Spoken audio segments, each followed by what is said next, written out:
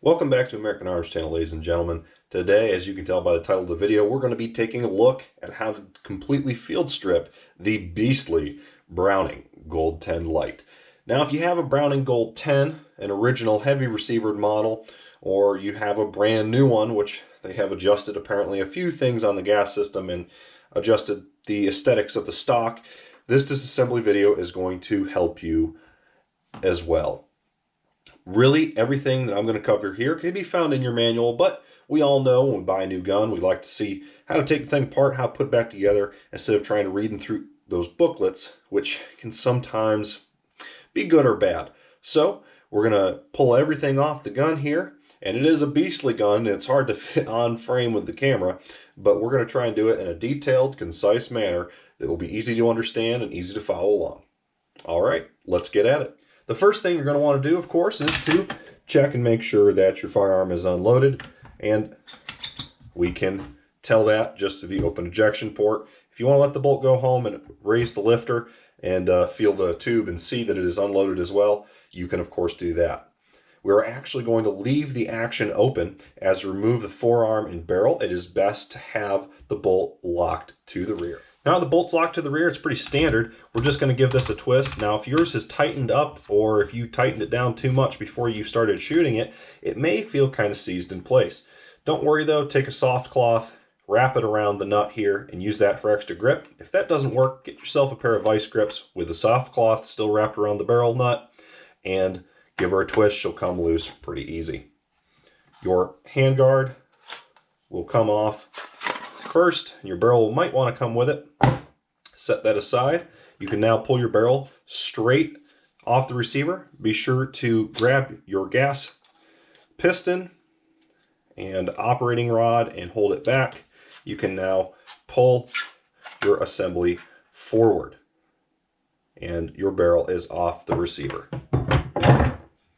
If your gas seal ring is not present on your magazine tube, it is most likely located in the barrel ring and gas block. So simply reach in there with your finger and pull it on out.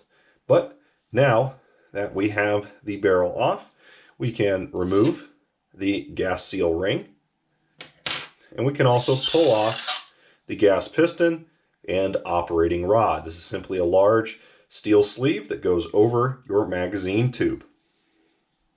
Now set that aside. Next, we're going to want to grab our bolt handle, and we're going to want to release it, and very slowly and easily ease it all the way forward. If you let this slam home, it will damage the receiver. This receiver, whether it is steel on the older Gold 10s or it is a light model with an aluminum receiver, you will damage this if you let your bolt fly home. Now, the next thing I like to do is simply pull straight out and remove your charging handle. Now that that's done, you'll want to grab something a little pokey. A punch of medium size will help you quite a bit, and you won't need any other tools, even though the manual suggests you have a screwdriver for one of the next steps. But from right to left, simply take your punch and push through. You'll be able to remove your retention pin, turn your receiver upside down, grab the trigger guard, and pull up and back. It is a tight fit, but it will come right out. You don't need to disassemble this any further. This is a fairly simple trigger mechanism, and if you take the safety off, pull the trigger, ease the hammer forward, you'll be able to access to blow out, wipe out, anything you need to do, get debris out of there. Not really a super complicated triggering mechanism, but not highly recommended that you disassemble it. Next, you're going to want to get inside the receiver with your handy dandy punch, and the bolt won't just come out. So what we have to do is we have to depress the bolt tail plunger here that goes into the action tube in the rear of the stock, rear of the receiver through into the stock, and we want to remove the rat tail, drop it down so we can pull the bolt. So the easiest thing to do is going to be to get this on the side, pull that back, and it's going to be a bit of a three-handed operation. Showing this to you makes it a lot more complicated than it actually is. So we're going to pull that back. We've released the tail now. I'm going to tip the gun upside down, or right side up, I should say. We can see that the tail has come out. Again, we're depressing this plunger cup here, and we are trying to release the rat tail. You can see a nice rounded off ball joint there. Now we can pull all the way to the rear, up and out. The carrier will come out. The bolt will typically stay in the receiver because it's simply a friction fit. It just sits in the carrier. And now our bolt, our carrier with its rat tail, and the receiver are separated. We can now access all of the innards of the receiver. And that, ladies and gentlemen, is your basic field strip.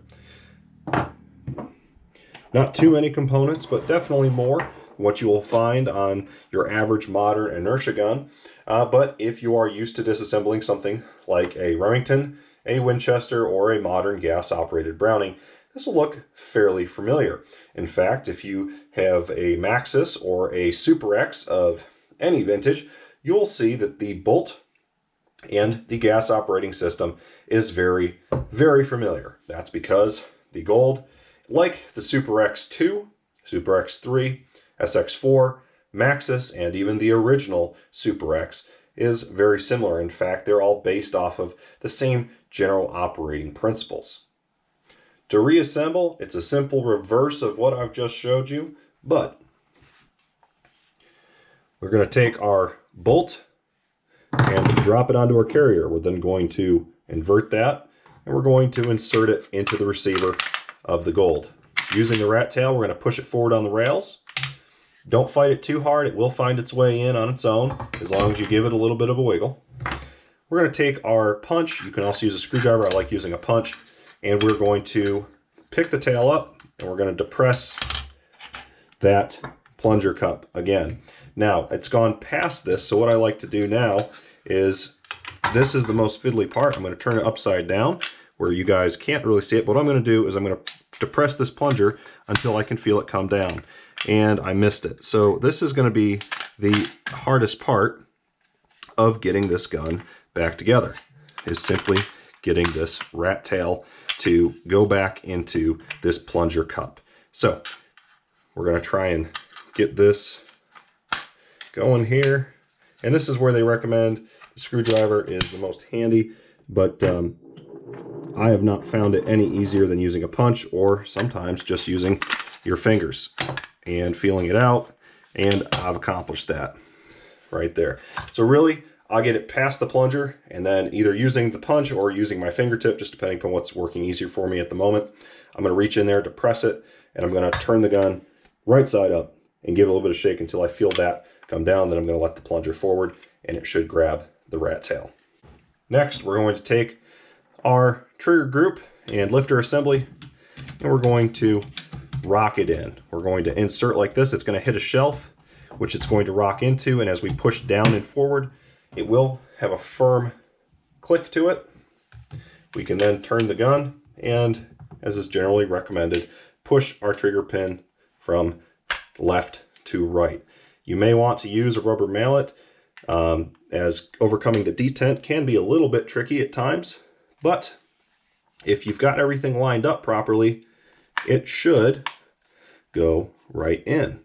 If it's not going in, grabbing a rubber mallet and giving a few gentle taps can sometimes help, but most importantly, you'll want to make sure that it is lined up from the receiver through the through pinhole, through the trigger group. This can take a second, but not difficult at all. Like any guns, this one just is a little bit tight and tends to be a little bit more difficult. Now that we have the bolt and trigger group back in the gun, we can insert the bolt handle and lock the bolt to the rear. Once again, be careful not to release that bolt, as it will go flying forward and damage the receiver. Enough strikes like that and you will eventually have functional problems. The next part is to put your piston and operating rod assembly on. There is a hole in the front of the receiver which you will line up your op rod with. Make sure the spring provides some tension there. This is probably the most critical part of reassembling the gas system. Make sure that the dome side of your gas piston seal ring is facing forward towards the muzzle in this orientation. If you turn it this way, what you will do is you will lose seal on the front of the gas block, and you'll be forcing this gas seal ring back and forth with the piston. This piston has rings on it which act very much like the pistons in an AR-15 bolt carrier group. Now, you are trying to create that seal so that this presses into the front of the gas block and creates enough dwell to operate the system. If you turn it backwards, it may or may not operate, but you may very well damage this seal. So make sure it is oriented in the proper direction. And we can tell that when we put it on as there is a space. If I put this on backwards, there is a much smaller space and I can feel a lip on the front. So even if you were doing this for some reason in a low light condition, you can tell by feeling no lip on the front and feeling a much larger gap in between the gas piston and the gas piston seal ring.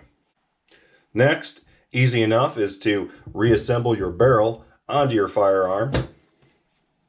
Doing this in front of the camera is much more difficult than you will have time difficult a time than you will have doing it, but it's simple as that. It'll slide on. Now, if it gives you any fits, make sure you have your gas piston and operating rod in the correct orientation. Once it is, you will see that your gas piston operating rod is going through the receiver and you can push it back and forth.